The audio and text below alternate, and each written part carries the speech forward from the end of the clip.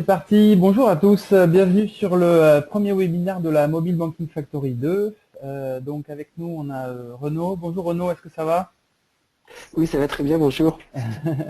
Du coup, alors bienvenue à ceux qui nous rejoignent, bienvenue à ceux qui nous ont rejoints. Je vais rapidement faire une petite introduction sur qu'est-ce que c'est que la Mobile Banking Factory, puisque voilà, tout le monde n'a pas eu la chance d'être là le samedi 14 mars lors de la journée de lancement. Puisque je sais qu'il y a également des provinciaux parmi nous que le concours intéresse. Du coup, voilà, concrètement, la Mobile Banking Factory 2, c'est donc un challenge de développement d'applications mobiles organisé donc le CA Store et ses équipes pendant 2 mois. Donc ça a commencé le 14 mars et c'est autour des transports et des véhicules connectés. Ce challenge en fait vient s'articuler en 4 étapes. Donc la journée de lancement, comme je vous disais à Paris, à l'usine IO, donc le 14 mars dernier. Pendant cette journée, en fait, on vous a présenté les API partenaires et vous avez également pu pitcher vos idées et former vos équipes. Ensuite, suite à cette journée de lancement, on est rentré dans ce qu'on appelle les webinars API online. Donc, pour ceux qui étaient là à la journée de lancement, vous vous rappelez du jeu de mots online, ça veut dire online only, ok, donc bon, ça c'est perso. Et puis, du coup, voilà, le webinaire Orange Partner est le premier webinaire de cette série de 12 webinaires. Il y en a également un demain avec Salesforce de 13 heures à 14 heures et un jeudi avec Crédit Agricole Store de 18 heures à 19 heures. Voilà, donc ça c'est concernant la partie webinaire. Et ensuite, il y aura une série de micro-hackathons au sein des bureaux de BeMyApp. Et enfin, une grande finale le 19 mai au village, donc les bureaux du CA Store. Bon, voilà, pour ceux qui n'étaient pas là, 200 participants donc à la journée de lancement. C'était vraiment un super event et on a eu de très bons retours. Merci encore pour vos feedbacks intéressants. On a eu 25 idées pitchées et aujourd'hui, il y a 40 équipes en compétition. Donc voilà, il y a du boulot, il y a du niveau. Donc maintenant, il n'y a plus qu'à. Vous avez voilà, un petit peu moins de 2 mois maintenant pour développer vos apps. Si vous n'avez pas pu suivre la journée de lancement, sachez qu'elle est online sur le channel BeMyApp YouTube. Donc là, il y a un petit bit.ly que je vais partager de toute façon suite à ce webinaire, donc auquel vous aurez accès par la suite. Et puis, pour vous rappeler, voilà, il y a plus de 50 000 € de dotation pour la Mobile Banking Factory 2. Donc ça également, je vous l'ai présenté.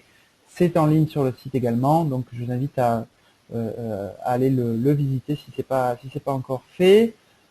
Pour les agendas, donc je vous parlais des webinaires de cette semaine, mais il y en a également au minimum 2 chaque semaine. Donc il y en a 2 la semaine prochaine, 4 la semaine encore après, et puis 3 pour finir. Je vous partagerai à nouveau cet agenda à la suite de ce webinaire, donc ne vous inquiétez pas si vous n'avez pas le temps de noter, je vous enverrai toutes les informations. Pour rappel, la Mobile Banking Factory donc, est co-organisée avec Orange Partner, PSA Peugeot Citroën, Salesforce, Exi, et en partenariat avec donc des jeunes entreprises à succès qui sont Deezer, Motwin, Uber et Zenpark. Vous avez pu les rencontrer lors de la journée de lancement. Et enfin, la Mobile Banking Factory supportée par les difficulteurs, Euratechnologie, Parcadom Le Village, et également toute une équipe de médias partenaires, à savoir Bigeek, Bonjour Idée, Comic Strip, Programmé, Les Objets Connectés et le Web des Objets. Pour ceux qui n'ont pas encore inscrit leurs équipes, vous pouvez le faire par l'intermédiaire de ce bit.ly. Nous vous inviterons ensuite sur le Slack, Slack qui est donc en fait un outil de gestion de projet. D'ailleurs, ils ont eu un petit article ce matin dans le Business UK. Voilà, Slack is now worth $2 billion. Bon, je ne vais pas vous mentir, hein, c'est en partie grâce à BeMyApp, puisque voilà, nous on organise beaucoup de nos incubateurs grâce à cet outil.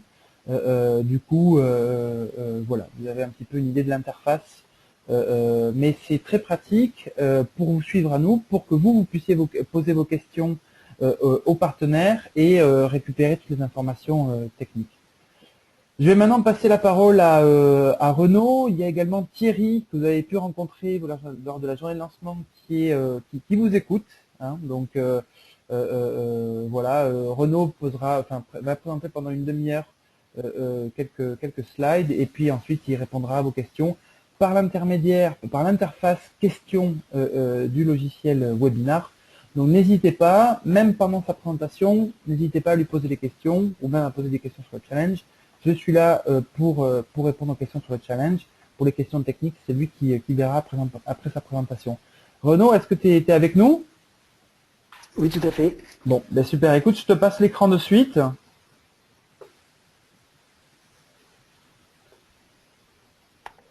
Voilà. Ok, super. Écoute, on voit bien ton écran. Je vais enlever ma webcam et puis, bah écoute, Renaud, à toi de jouer. Ouais, bonjour à tous. Alors, je m'appelle Renaud Cazoula. Je travaille chez Orange avec Thierry, que vous avez peut-être vu la semaine dernière, qui vous a présenté les API d'Orange. Et moi, je vais vous présenter les mêmes API, en fait un sous-ensemble, mais sous un format un peu plus technique. Donc, il a dû vous faire une très bonne présentation, comme d'habitude, marketing, plutôt axé marketing. Donc là, on va creuser deux, trois API pour que vous puissiez bien démarrer à les utiliser et puis poser toutes vos questions si vous en avez.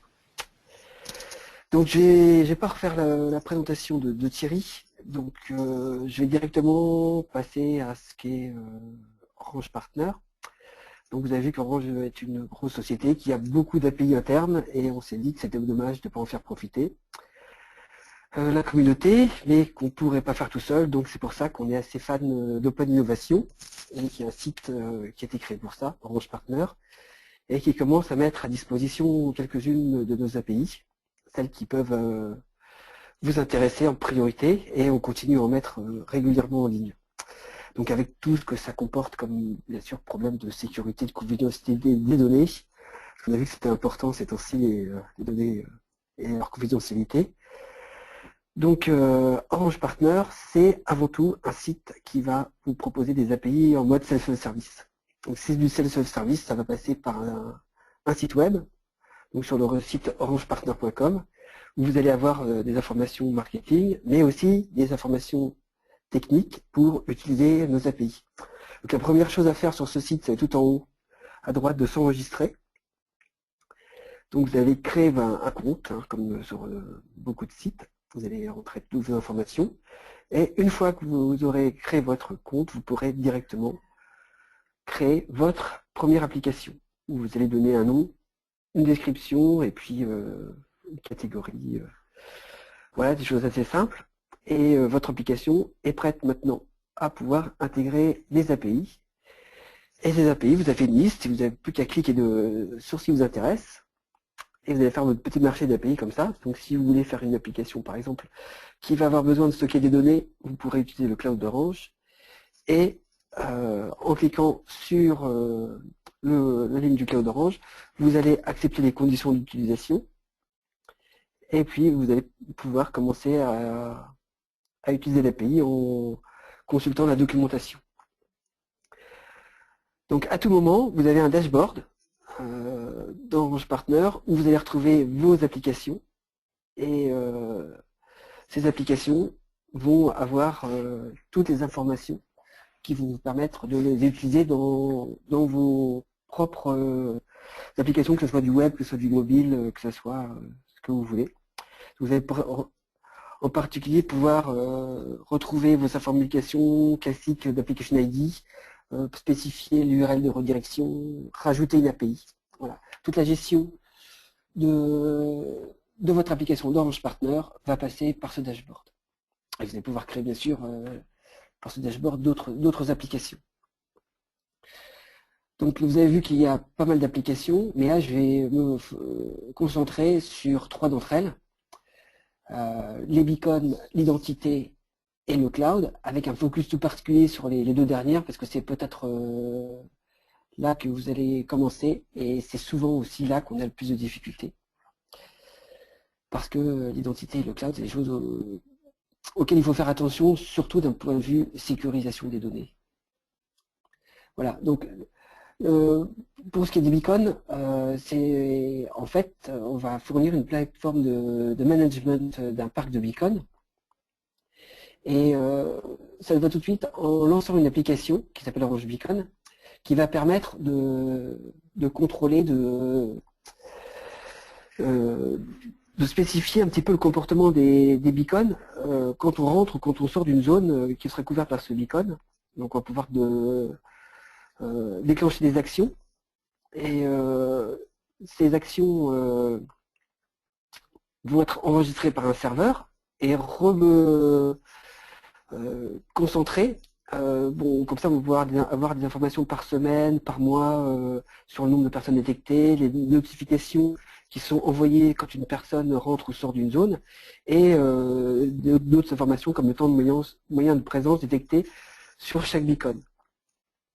Alors ça, vous voyez que c'est une application mobile qui permet de gérer tout ça. Et il y a aussi le pendant en service web qui va permettre de faire exactement la même chose, peut-être même un peu plus parce qu'on a plus d'espace, plus de souplesse. Et on va pouvoir configurer ces beacons, avoir toutes les statistiques d'usage.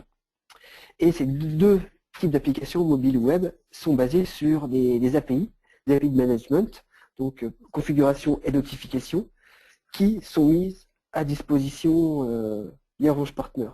Donc, si vous êtes intéressé par les beacons, vous allez pouvoir nous contacter pour effectivement avoir des bornes beacon en prêt, et vous allez pouvoir commencer à utiliser toutes ces bornes. Donc, je vais pas passer beaucoup plus de temps dessus parce que ça nous mènerait peut-être un petit peu loin en termes de temps, parce que je vais consacrer à peu près une demi-heure en tout, puis après vous pourrez poser vos questions. Et maintenant, je vais vous parler de l'identité.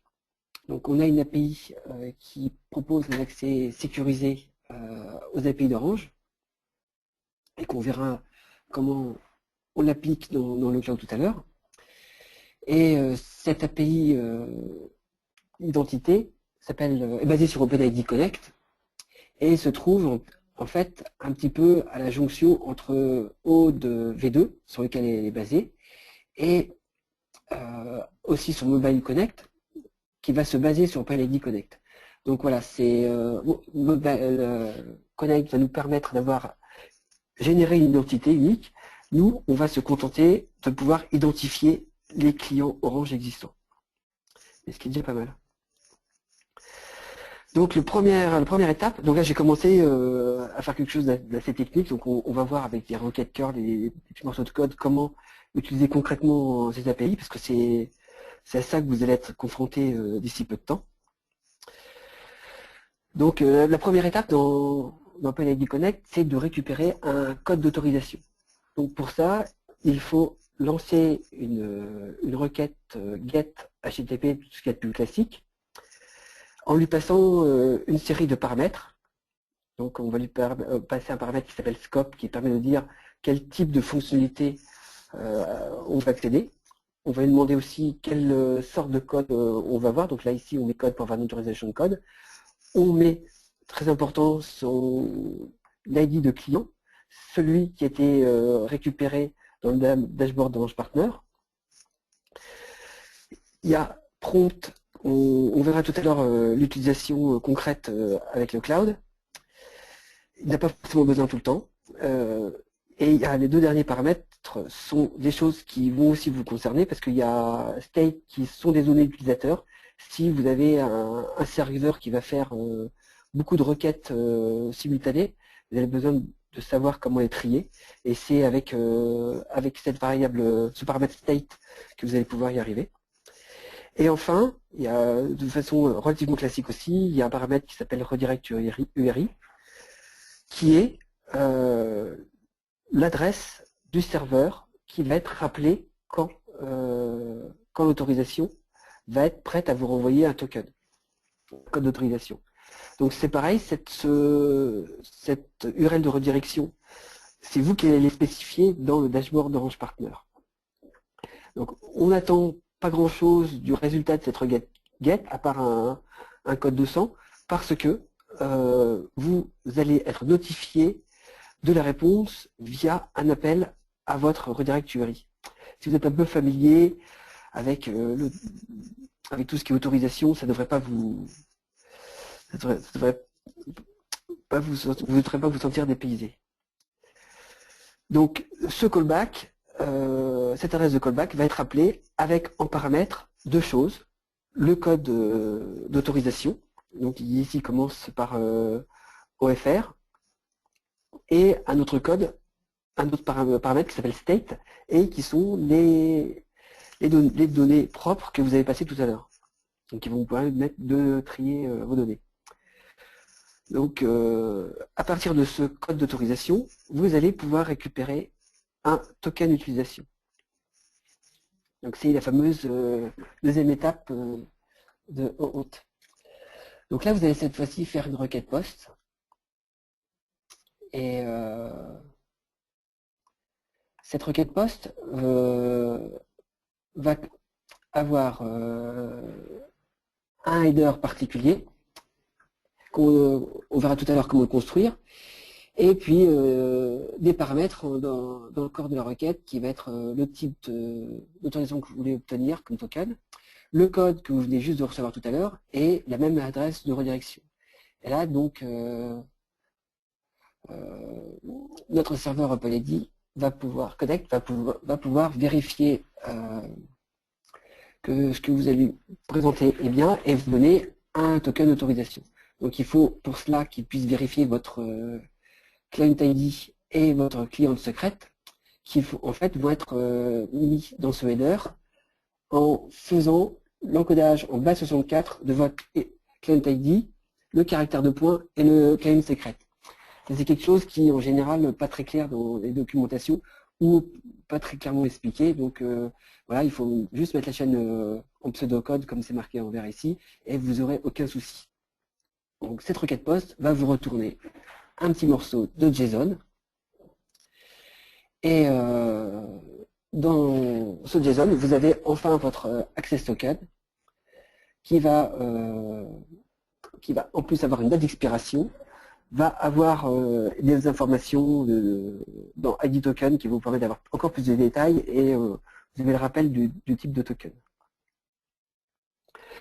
Donc voilà, ça c'est la façon, je dirais, classique d'utiliser OpenID. Et si vous voulez utiliser une API comme TopTrends dans Orange Partner qui va vous donner les tendances du moment, basées sur les requêtes tapées sur orange.fr, ça suffit tout à fait pour pouvoir utiliser ces requêtes-là. Par contre, si vous voulez utiliser un service qui demande une authentification utilisateur un peu plus poussée, comme le cloud d'Orange, là vous avez besoin d'accéder aux données de l'utilisateur.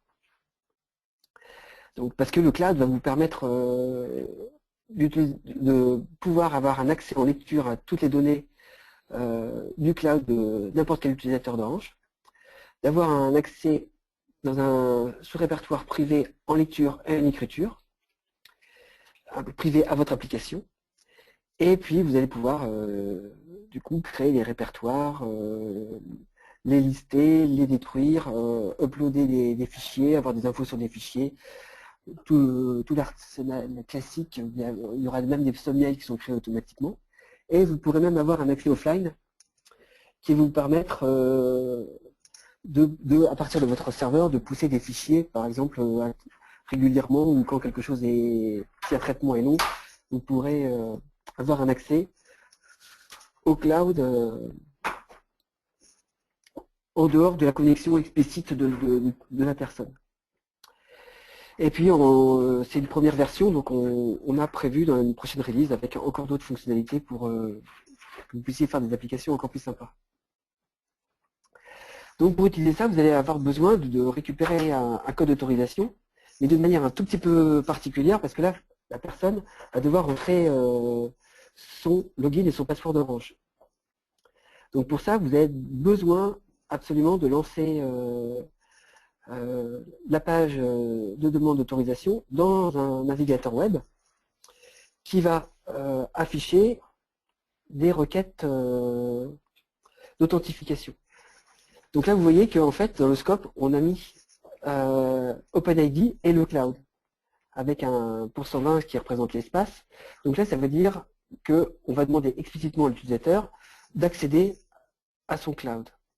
Donc du coup, dans la page web, OpenID Connect, ça c'est automatique, hein, c'est fait pour vous, de façon complètement transparente. On va afficher des pages en provenance des serveurs d'Orange qui vont demander le login et password de l'utilisateur. Il y a même un champ pour le cas où il a oublié son mot de passe. Et une fois qu'il a rentré son login et password et qu'il a validé l'accès, on lui demande son consentement pour effectivement que votre application a bien le droit d'accéder, de son point de vue, à ses propres données. Donc là, dans ces cas-là, il dit OK, j'accepte que l'application se connecte à mon cloud. Et du coup, vous récupérez, comme tout à l'heure, le même token. Ensuite, vous pouvez, une fois que vous avez le code d'autorisation et le token, comme précédemment, vous pouvez ouvrir une session sur le cloud. Donc là, vous avez juste à réutiliser le token et ensuite vous récupérez un ID de session qui va permettre de vous identifier, enfin d'identifier votre application comme ayant le droit d'utiliser toutes les données d'un utilisateur. Et ensuite, il y a tout un panel d'API en GET et en POST qui vont vous permettre de récupérer, par exemple, la liste des fichiers. Et donc, vous voyez, en fait, la seule chose, c'est de rajouter ces deux headers, un avec le SID que vous venez juste de récupérer, et avec, comme à chaque fois, le token d'autorisation de l'application. Et là, par exemple, vous allez récupérer du JSON qui va contenir la liste des applications. Donc toutes ces informations-là sont également présentes sur le site d'Orange Partner. Donc pour chaque API, vous avez la description complète de toutes les fonctions de l'API et vous avez ce que je vous encourage à faire, c'est de consulter d'abord le Getting Started qui vous donne un pas à pas, on essaie de faire quelque chose de simple, un pas à pas de comment démarrer avec chaque API. Donc ça reprend aussi la phase de connexion et ensuite ça vous détaille comment récupérer la liste, par exemple pour le cloud, la liste des fichiers, comment récupérer un fichier, comment uploader un fichier, comment détruire un répertoire. Donc vous avez vraiment détaillé étape par étape l'accès à chaque API et aux fonctionnalités de chaque API. Et si vous avez besoin de connaître plus en détail tous les paramètres, là vous avez la documentation complète exhaustive de l'API. Alors, ce qu'on met aussi à disposition pour vous aider à faire des applications encore plus rapidement, parce qu'effectivement, là, il faut faire des requêtes curl. Ça va être surtout utile pour les gens qui font plutôt des applications de type serveur et PHP. Mais pour les applications mobiles, c'est toujours un petit peu rébarbatif. Donc c'est pour ça qu'on a préparé des SDK. Donc on a un SDK pour le cloud qui va permettre d'encapsuler à la fois la phase de connexion avec OpenID Connect et la phase d'accès au cloud. Donc on a un SDK en tant que tel, plus une petite application d'exemple qui ne va pas faire grand chose, mais qui va, on espère, vous servir de base et vous permettre de démarrer tout de suite et de tester un petit peu l'accès au cloud et de voir comment ça marche pour que vous puissiez l'intégrer super facilement dans votre application. Donc pour l'instant, on a mis à disposition un SDK pour iOS, pour Android, et il y a Python là qui va être mis incessamment sous peu. Et c'est disponible sur GitHub. Donc vous tapez GitHub et Orange Cloud Android SDK ou Orange Cloud iOS SDK et vous tomberez dessus ou vous m'envoyez un mail, mais vous ne devriez pas avoir beaucoup de mal à le trouver. Et là, c'est du code source que vous utilisez comme vous voulez et que vous pouvez modifier comme vous voulez. C'est vraiment là pour vous aider, c'est fait pour vous simplifier la vie. Si vous avez des questions, il ne faut vraiment pas hésiter. Donc, pour vous donner un petit aperçu de comment marchent les SDK, et là, bon, là, j'ai plutôt présenté iOS. Dans votre contrôleur principal, dans la section de View Did Load, là où votre vue vient d'être créée, il suffit juste de créer une session de cloud, un objet cloud session, avec votre clé d'API, votre client secrète et votre URL de redirection, et vous avez fait les trois quarts du boulot. Vous voyez, ça simplifie comme pas mal par rapport aux requêtes curl et à OpenID Connect, bon, qui est un petit peu verbeux, mais qui garantit quand même pas mal de la sécurité des transactions. Et ensuite, dans votre Application Delegate, vous avez juste à lancer une demande de connexion à votre contrôleur principal. Et cette demande de connexion, voilà, elle va vous demander d'ouvrir une session à partir du contrôleur. Et puis, quand votre section est ouverte, il y a un bloc de succès et un bloc d'erreur. Et dans le bloc de succès, eh bien, vous récupérez une petite structure de données qui encapsule les données du cloud, donc qui sont très simples et que vous pouvez modifier à vos propres besoins. Et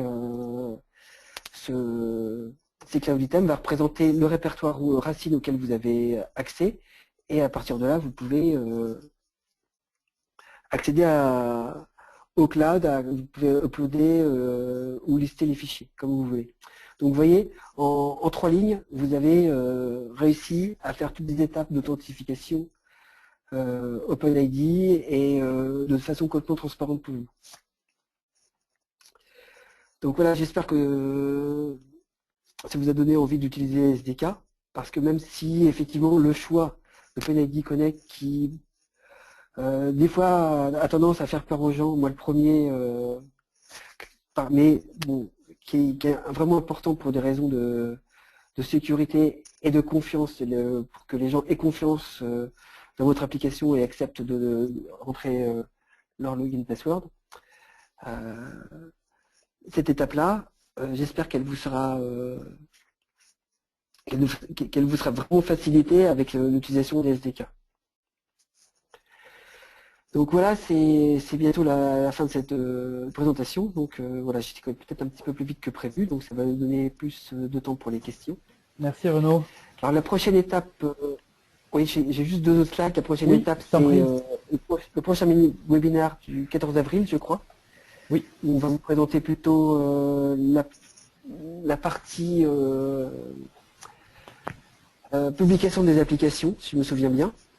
Et ensuite, il y aura des phases de coaching où je pense que nous sommes présents. Donc là, si vous avez des questions, vous avez des problèmes de mise au point, on pourra vraiment être là pour vous aider à résoudre tout ça, même si on sera présent pour répondre à toutes vos questions par mail d'ici là.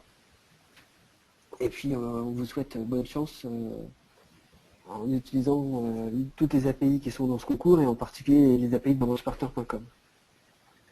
Voilà, je vous remercie. Merci à toi Renaud. Alors du coup, c'est le moment pour moi de vous inviter à directement poser vos questions par l'intermédiaire de l'interface questions de GoToWebinar. J'ai vu que Thierry avait également commencé à répondre à deux questions. Est-ce que Renaud, tu vois l'interface des questions? Non, en fait non. Alors en fait, les voilà. Hop,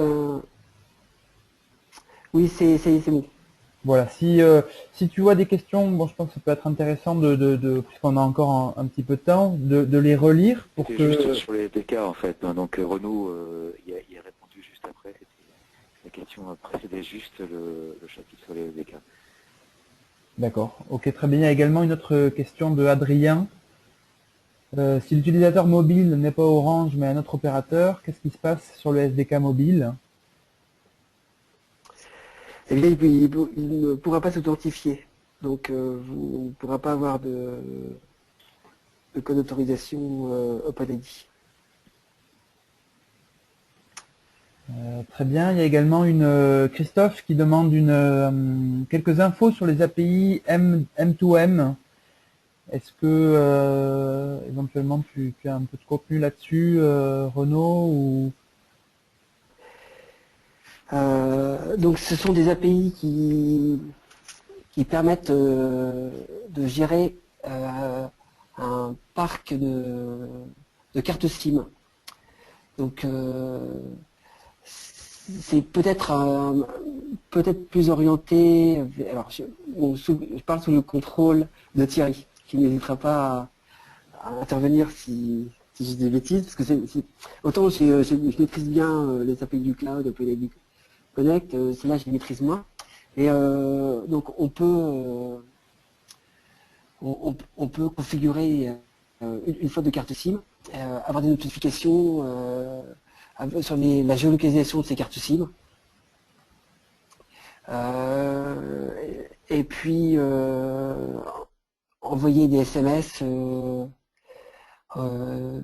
Et c'est à peu près tout ce que je sais dessus en fait. Alors, ça s'accompagne aussi de Starter Kit en fait, pour avoir effectivement quelques cartes SIM d'essai, par exemple pour une couverture France ou une couverture Europe. Et tout est indiqué là aussi à partir du site orangepartner.com. Vous avez donc dans le chapitre Integrate APIs une rubrique spéciale sur le M2M qui vous emmène sur le site Orange Business Services où vous pouvez avoir donc un choix justement de couverture nationale ou européenne, et puis après vous avez la possibilité donc de passer commande des différentes cartes SIM, et ensuite bien sûr des API de gestion, de provisioning et de gestion de ces cartes SIM, qui en général effectivement sont faites pour soit des flottes mobiles, soit des équipements M2M qui sont à répartir et qui sont provisionnés directement par des API. Donc, tout est indiqué sur le site Orange Partner qui redirige ensuite sur Orange Business Services. Très bien, merci. Et là aussi, si vous avez des questions complémentaires, on pourra organiser une session spécifique avec nos collègues qui s'en occupent directement. Donc on est là pour vous aider. On ne va pas répondre à tout aujourd'hui, mais si vous avez essayez de regarder, vous avez nos mails, hein, et n'hésitez pas à nous contacter ensuite s'il y a des choses qui vous paraissent bizarres ou si vous avez besoin d'infos complémentaires. Très bien, merci Thierry. Effectivement, moi aussi j'invite tout le monde bien sûr à s'exprimer sur Slack. Il y a un channel spécial Orange Partner. N'hésitez pas à y poster vos suggestions, ce que vous souhaitez pour le prochain webinar, et puis si vous avez des questions particulières. J'ai également... il y en a une autre intéressante de Oui. Richard là, Oui. sur l'ID et password Orange. C'est une très bonne question parce qu'effectivement tous les développeurs n'ont pas encore, je dirais, un compte chez Orange. Donc on peut fournir effectivement avec tous les outils qu'a décrit Renaud, exceptionnellement donc des comptes de test qui sont des comptes Orange traditionnels et qui vous permettent de vous loguer directement comme un utilisateur Orange et du coup d'avoir accès à un cloud Orange. Il faut savoir quand même qu'il y a plus de 4 millions de cloud Orange en France. Il y en a encore plus en Égypte, hein. On va ouvrir le cloud en Égypte bientôt, et puis dans d'autres pays ça va suivre également. Mais si vous n'avez pas encore de compte chez Orange, on peut effectivement vous fournir. Donc faites la question et on vous l'enverra. C'est vrai que j'ai pas rappelé les chiffres, mais de mémoire, on est présent dans 29 pays et il y a 244 millions d'utilisateurs Orange, clients Orange. Il y a plus de 600 API internes, mais bon, effectivement, c'est beaucoup d'API opérateurs qui ne sont pas forcément d'un intérêt énorme pour l'open innovation. Mais voilà, oui, mais c'est vrai que c'est quelque chose, surtout, faut pas que vous vous sentiez bloqué là-dessus.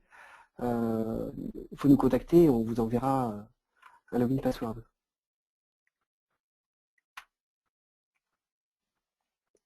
C'est pareil aussi pour les Pour les beacons, si vous êtes intéressé, je pense qu'il faudra nous contacter faudra pas hésiter à nous contacter pour qu'on vous en mette à disposition.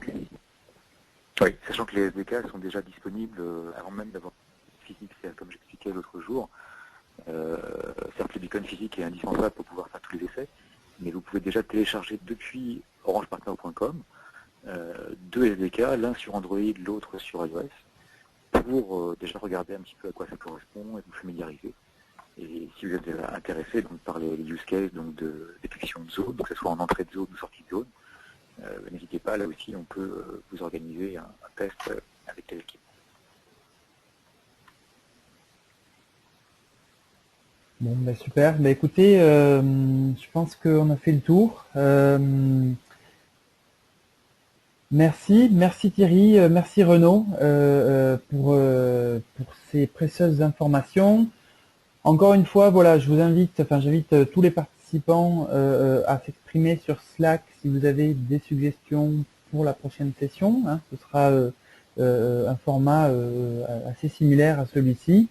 Et bien sûr, on a ce webinaire a été enregistré et sera mis incessamment sous peu sur YouTube et vous sera envoyé, partagé sur Slack, mais également sur le groupe Facebook et envoyé par mail en fin de semaine.